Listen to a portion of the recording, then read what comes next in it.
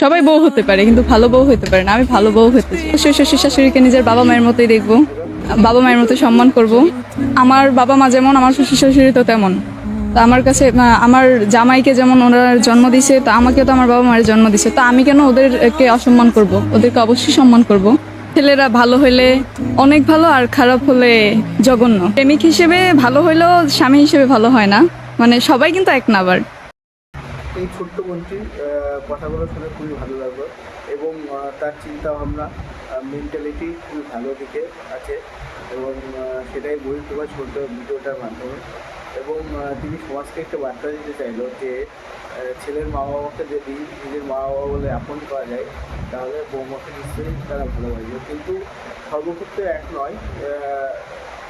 90% 99% ঠিক, 1% ব্যতিক্রম হয়, এটা সমাজের নিয়ম। ভিডিওটা যদি ভালো লেগে থাকে তাহলে একটা লাইক, একটা কমেন্ট, আর যদি ভালো লাগে শেয়ার করে দেবেন। ধন্যবাদ।